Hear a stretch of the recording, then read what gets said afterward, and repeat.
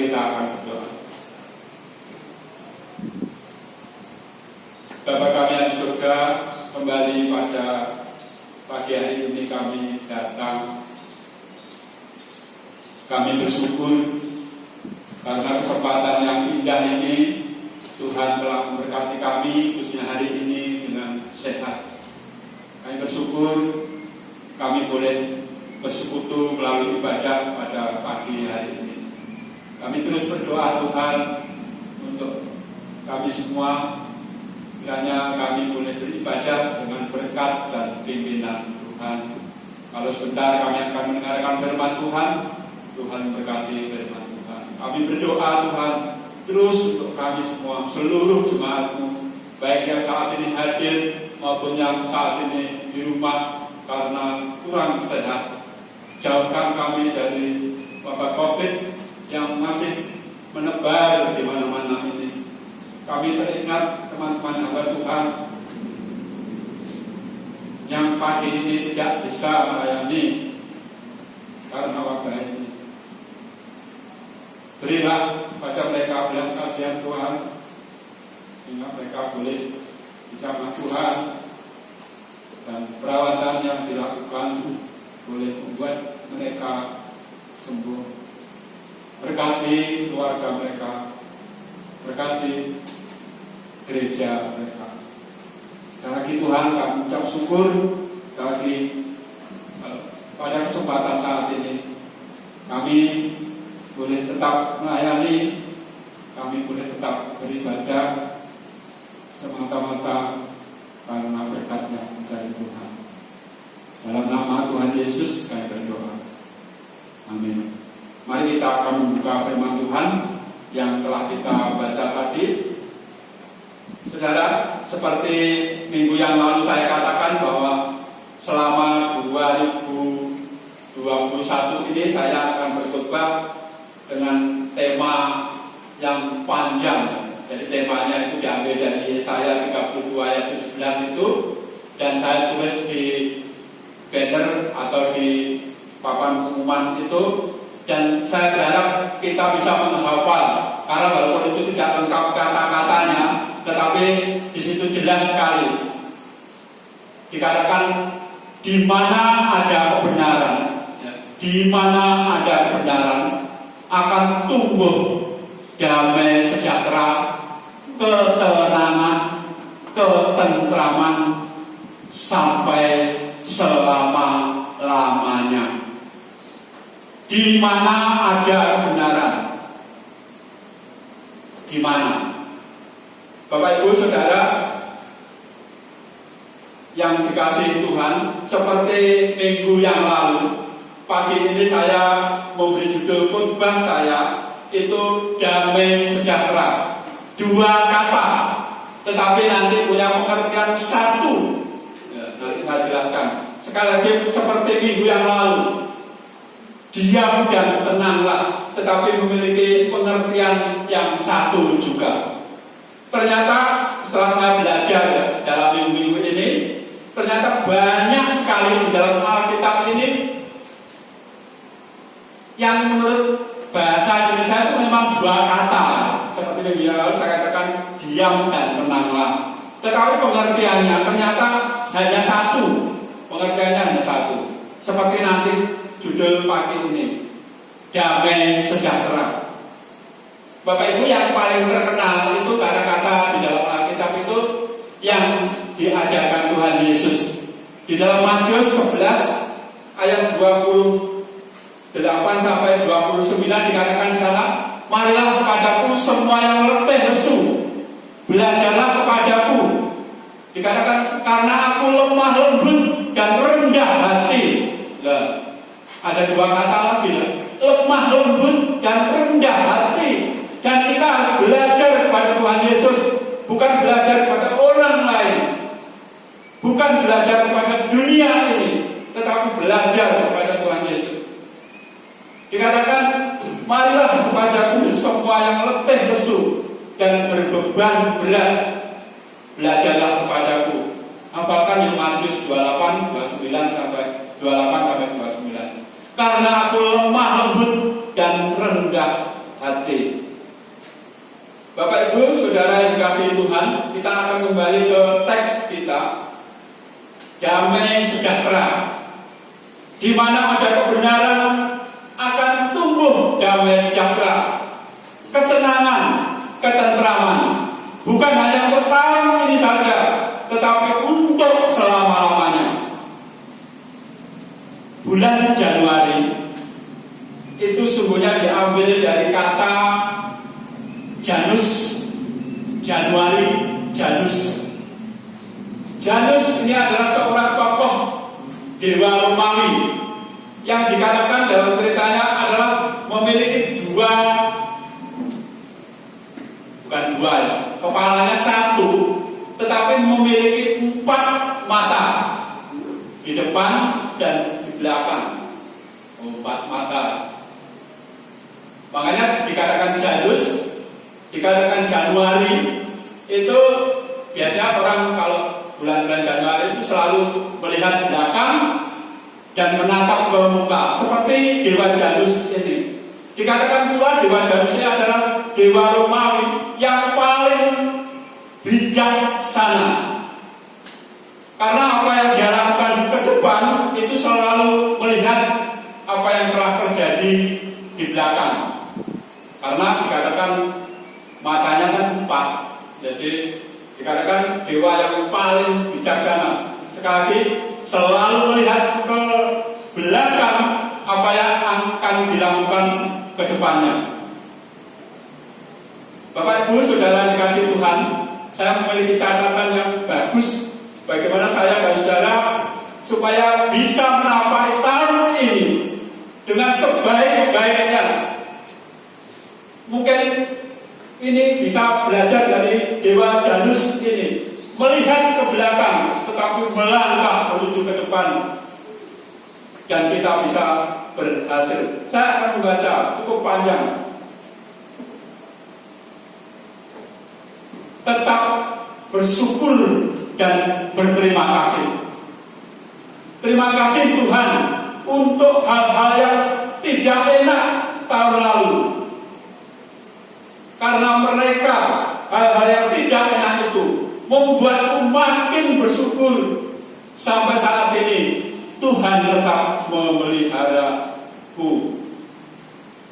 Terima kasih Tuhan, aku tetap bersyukur karena kejadian tahun-tahun yang lalu. Karena menjadikan aku kejadian-kejadian itu membuat aku mampu dan kuat menghadapi tahun ini. Terima kasih Tuhan untuk setiap kegagalan tahun lalu, karena aku belajar akan menghargai setiap kesuksesan sekecil apapun yang Tuhan izinkan untuk aku nikmati tahun ini. Terima kasih Tuhan untuk setiap kehilangan yang aku alami tahun lalu, karena melalui kejadian itu aku sadar bahwa semua milikku ini sesungguhnya adalah milik Tuhan saja. Terima kasih Tuhan untuk setiap kemalangan tahun lalu, karena dari kemalangan itu aku belajar tidak akan mudah ngelopro, tidak akan mudah terjatuh, karena Tuhan membimbingku. Terima kasih Tuhan untuk setiap kekhawatiran yang aku alami tahun lalu, karena dengan demikian aku akan datang membawa Tuhan dalam kehidupanku di tahun ini. Terima kasih Tuhan untuk setiap kesukaran yang aku alami tahun lalu, karena melalui kesukaran itu aku belajar berusaha untuk mendapatkan solusi yang terbaik di tahun ini. Terima kasih sekali lagi Tuhan untuk semua yang tidak enak menurutku, tetapi tahun ini kami tetap enak bersama Tuhan. Terima kasih Tuhan, aku tetap bersyukur karena sampai pagi ini aku tetap sehat. Saudara, dewa Janus selalu melihat ke depan untuk melangkah ke muka. Mari kita belajar dari dewa ini. Bukan berarti kita mengenal dewa ini, tapi belajar dari cara dia melakukannya. Dikatakan dewa yang paling bijaksana. Tadi dikatakan di dalam Mazmur yang kita baca tadi sangat indah sekali. Berbahagialah orang yang tidak berjalan menurut orang fasik, yang tidak berdiri di jalan orang berdosa, tetapi tidak duduk dalam kumpulan pencemooh, tetapi yang kesukaannya ialah Taurat Tuhan. Saudara, saya dan saudara bisa menjadi orang bijaksana kalau saya dan saudara memiliki kesukaan membaca Taurat Tuhan. Saudara, tema tahun ini saya berusaha mengabarkan dan sudah apa, perhatikan, tidak usah satu ayat, tapi yang saya catat itu, di mana ada kebenaran, ya, di mana ada kebenaran akan tumbuh damai sejahtera, ketenangan, ketentraman untuk selama-lamanya. Sudah dikatakan di mana ada kebenaran, saudara. Berarti kalau saya benar, saya akan bertumbuh damai sejahtera. Di dalam hidup saya akan damai sejahtera, akan tenang, akan tentram. Bukan hanya tahun ini, tetapi selama-lamanya. Kalau di keluarga saya ada kebenaran, keluarga saya akan itu tadi. Kalau di gereja ada kebenaran, akan tumbuh damai sejahtera, ketentraman, ketenangan selama-lamanya.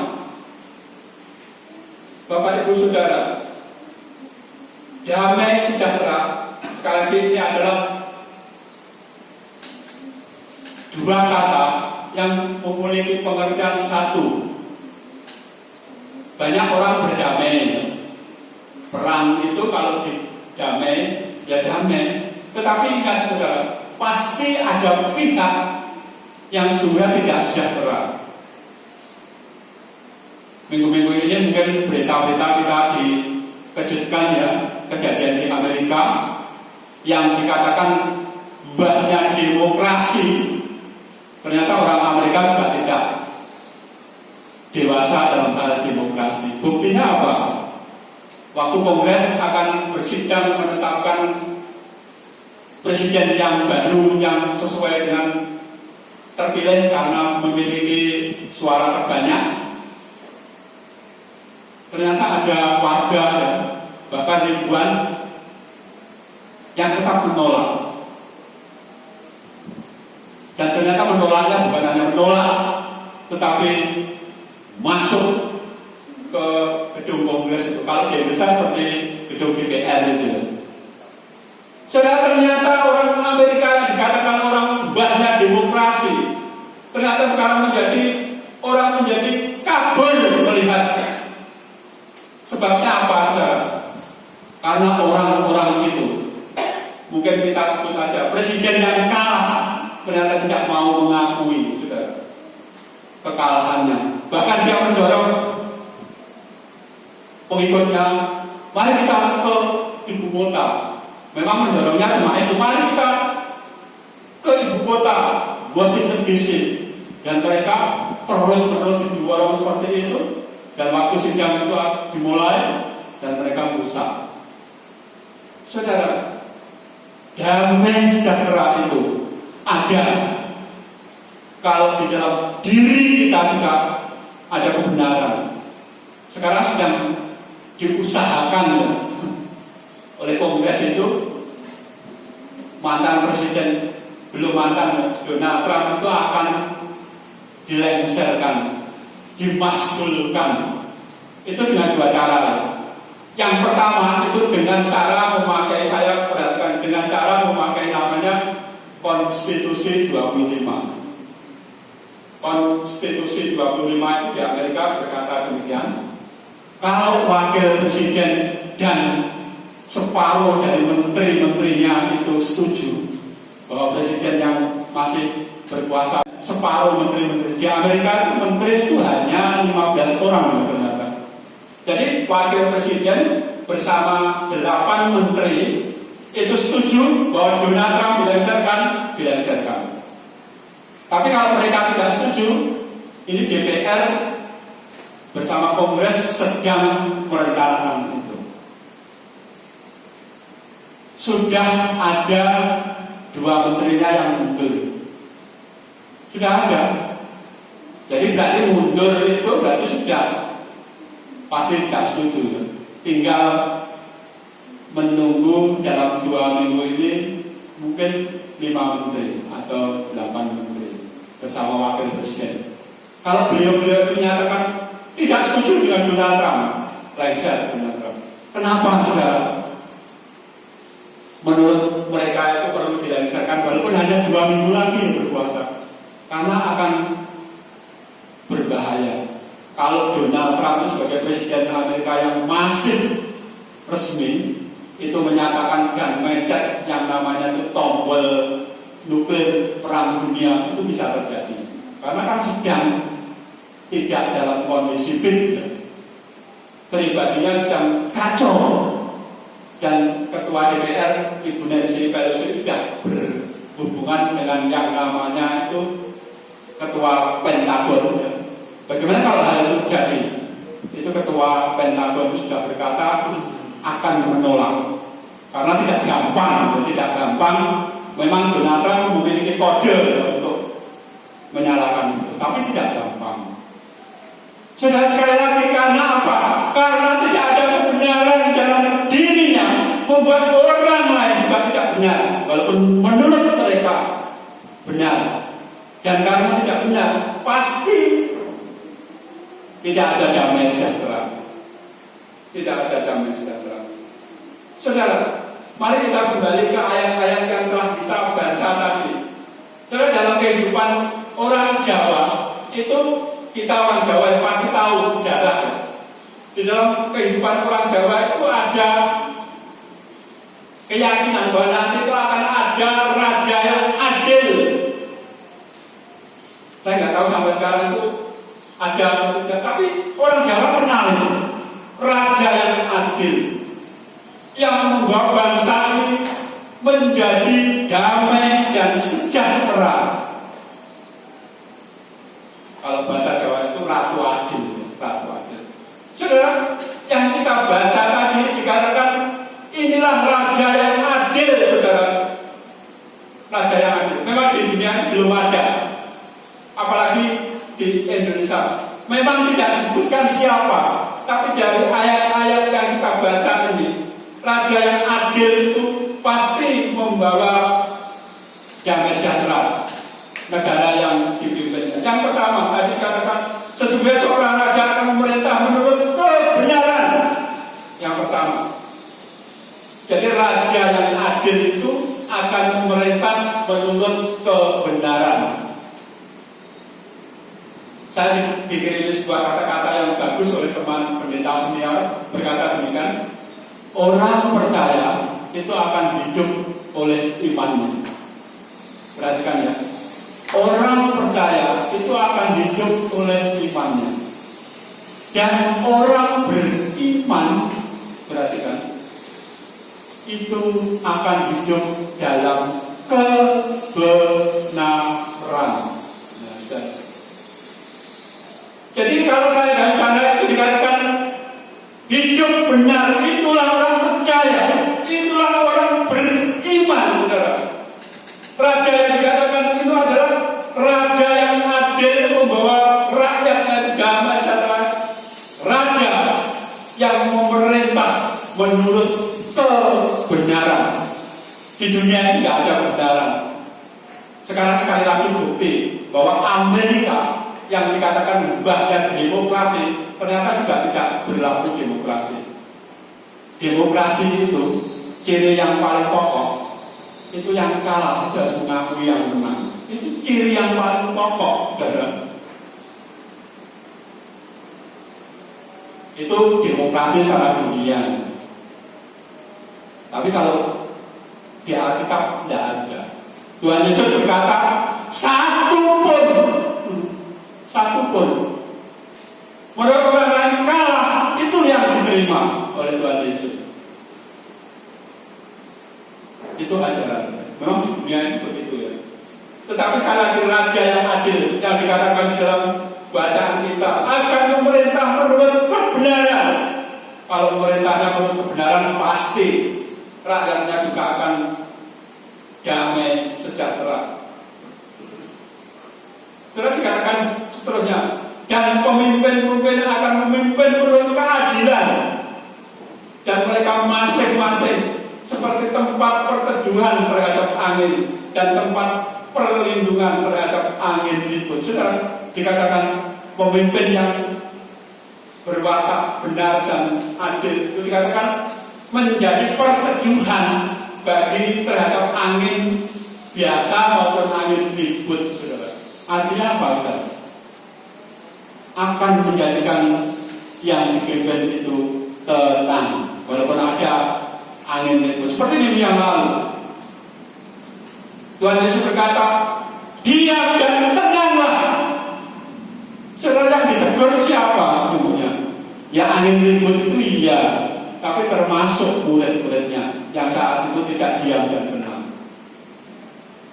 Saudara, pemimpin yang dikatakan adil, sekali lagi menurut kebenaran dan adil akan membuatnya dipimpin itu tidak takut bahaya. Mana Pak Presiden kita, Pak Jokowi, rencananya tanggal 13 nanti divaksin yang pertama di Indonesia, divaksin yang pertama, saudara. Banyak orang mengatakan, wah, enggak mau. Tapi itulah pemimpin, saudara, memberi teladan. Walaupun mungkin ada risiko, saudara. Saudara, vaksin Sinovac itu yang kemarin diuji coba di Bandung, itu hasilnya 60%. Nah, dicoba di Turki itu lebih baik 70%. Yang dicoba di Brasil itu lebih baik lagi, ada 90%. Saudara, ahli epidemiolog berkata, tidak ada vaksin di dunia ini yang 100% saudara manjur, tidak ada. Termasuk yang katanya Pfizer, yang biotech gitu ya, yang dibuat di Amerika. Itu 90 berapa sekian. Dan saudara, yang sekian persen itu yang harus kita lakukan, yaitu 3M itu. Apalagi yang lebih rendah yang di Indonesia ini, Sinovac ini yang diuji coba mungkin diuji coba orang Indonesia ya. Cuma kemajurannya 60%, saudara.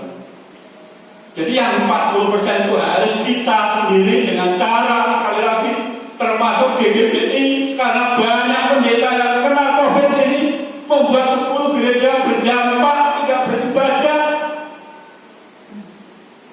Ingat 3M, saudara.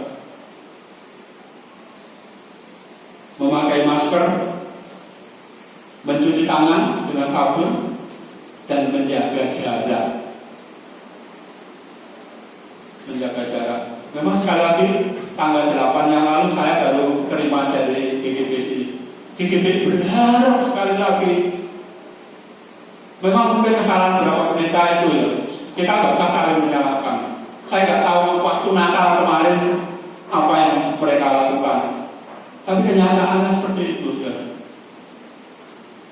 10 gereja baptis itu gereja baptis saja.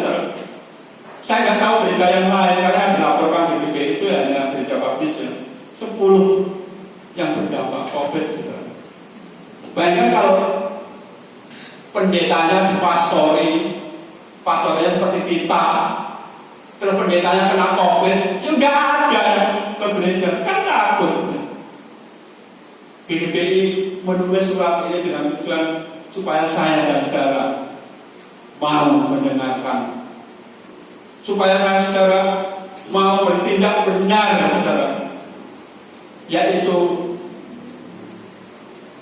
memakai masker, mencuci tangan, dan menjaga jalan. Saudara, yang kedua, saudara, waktunya sudah habis sebenarnya. Tapi yang kedua, perhatikan saudara. Yang kedua, raja yang adil dan memerintah dalam kebenaran dan keadilan itu adalah raja yang memiliki hati yang berbudi luhur. Berbudi luhur. Dikatakan ayat 8. Tetapi orang yang berbudi luhur merancang hal-hal yang luhur, ia selalu bertindak demikian. Berarti luhur itu merancang hal-hal yang luhur. Saudara, mari saudara, saya dan saudara memiliki hati orang-orang yang beriman, yang hidup dalam kebenaran, yang memiliki hati luhur. Hafalkan ya saudara, seperti saya berusaha mengabarkan, di mana ada kebenaran, di mana ada kebenaran, akan tumbuh damai sejahtera, ketenangan dan ketentraman. Untuk kapan? Selama-lamanya. Kebenaran itu dimulai dari apa, saudara? Saya yang terakhir akan membaca. Saya tidak hafal ayat ini, tetapi saya selalu ingin sebut ayat ini berkali-kali. Kebenaran itu harus diawali dari pikiran kita. Filipi 4 ayat 8. Jadi akhirnya saudara-saudara, semua yang benar, semua yang mulia, semua yang adil, semua yang suci, semua yang manis, semua yang sedap didengar, semua yang disebut kebajikan dan patut dipuji, pikirkanlah semua itu. Mari kita berdoa. Bapa kami yang surga, kami bersyukur Tuhan karena firman Tuhan pada pagi ini boleh mengajarkan kami untuk bagaimana kami pada tahun ini bisa hidup damai sejahtera. Seperti firman Tuhan katakan, kami adalah orang-orang percaya yang punya iman dan kami rindu Tuhan.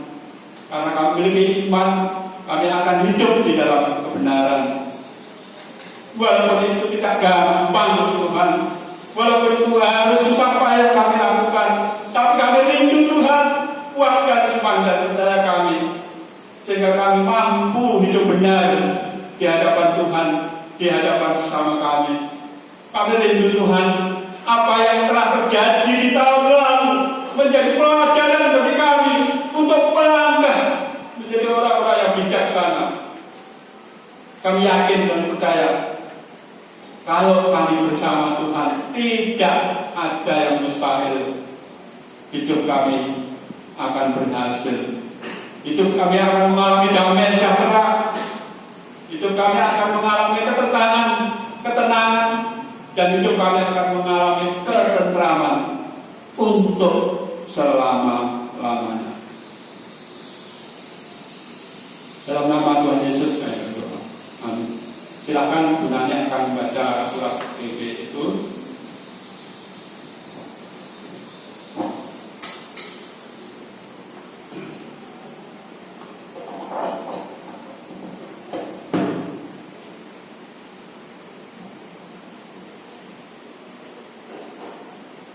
BPN Badan Pengurus Nasional Gabungan Gereja Baptis Indonesia nomor 003-BPN-DGBI-2021.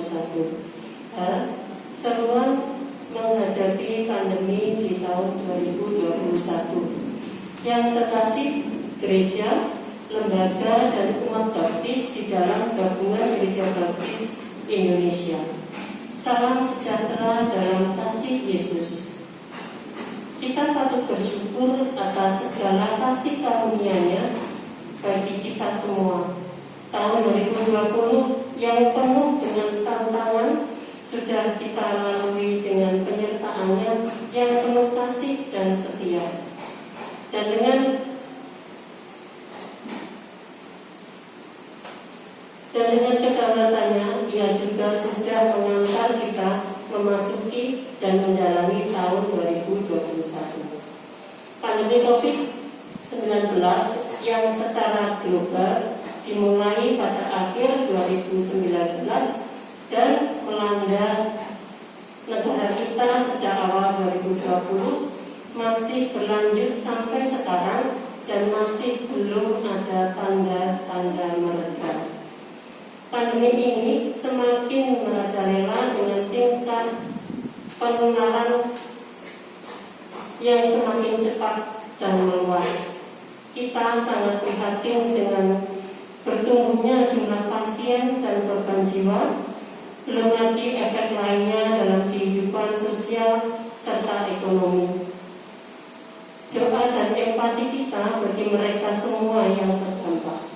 Dalam komunikasi keluarga besar Gereja Baptis Indonesia juga semakin bertumbuh cepat jumlah mereka yang terkena virus ini, baik para pemimpin umat baptis, pelayan-pelayan gereja, jemaat maupun keluarga serta orang di sekitar kita.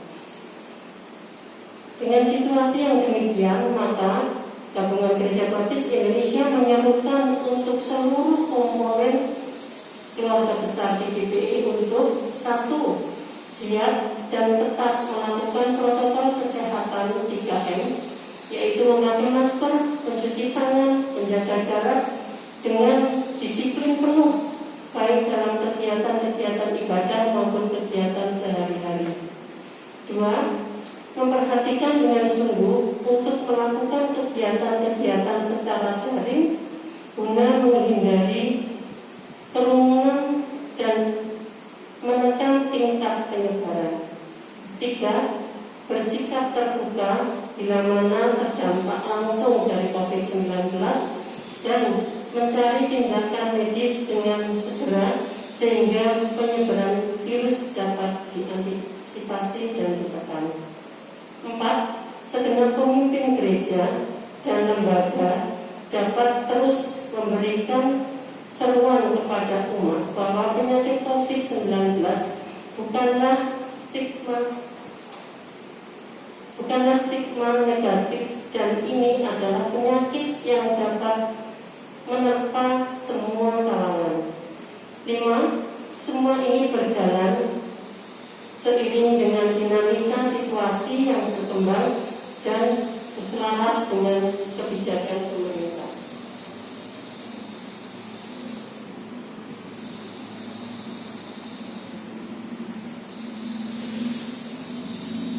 Kabar baik bahwa perkembangan pengobatan sudah semakin maju dan vaksin sudah mulai tersedia juga, patut kita syukuri.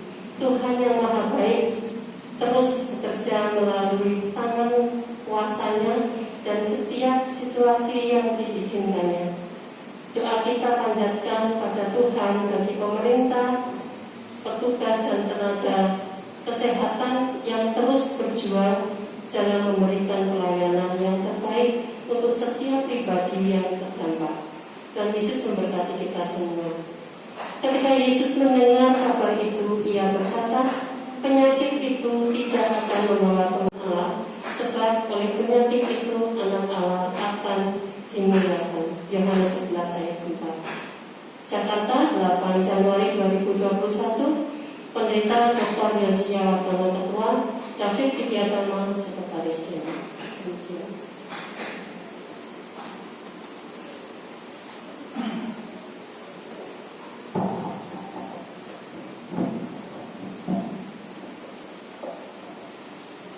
Demikian kiranya menjadi berkat bagi kita semua. Kita akan bersama-sama berdiri dan akan mengakhiri kita dengan doa, dan sebelum amin kita menyanyi Tuhan Allah beserta Engkau.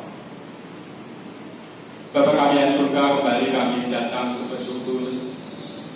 Kami sekali lagi berdoa Tuhan untuk ucapan syukur kami boleh tetap sehat dan beraktivitas, khususnya pagi ini kami boleh tetap beribadah dengan berkat-berkat yang Kalau sebentar kami akan meninggalkan tempat ini dan pulang, Tuhan juga memimpin menyertai perjalanan Tuhan kami. Bahkan kegiatan kami hari ini, hari-hari seterusnya. Kerinduan kami Tuhan, kehidupan kami pribadi, sekeluarga, lingkungan kami, bahkan gereja kami, negara kami, dunia ini ada damai sejahtera karena kami berusaha untuk hidup benar. Itulah janji Tuhan. Sekali lagi Tuhan, kami bersyukur juga kalau sampai saat ini Tuhan berkati kami dengan hidup sehat sehingga kami boleh tetap beraktivitas. Itulah Tuhan permohonan kami hari lepas hari kepada Tuhan. Berkati seluruh jemaat di tempat ini, bahkan keluarga besar kami dimanapun mereka berada. Khususnya berkat yang kami perlukan saat-saat ini, tetap hidup sehat. Kami tidak lupa terus berdoa Tuhan untuk gereja-gereja Tuhan yang terdampak COVID ini, karena pendeta, keluarga pendeta terkena COVID ini. Kiranya Tuhan menjamah bagian tubuhnya yang sakit. Usaha-usaha penyembuhan yang dilakukan Tuhan berkati. Sekali lagi kami ucap syukur dan terima kasih. Tuhan memberkati engkau dan melindungi engkau. Tuhan menyinari engkau dengan wajah-Nya dan memberi engkau kasih karunia. Tuhan menghadapkan wajah-Nya kepadamu dan memberi engkau damai sejahtera. Dalam nama Tuhan Yesus kami berdoa.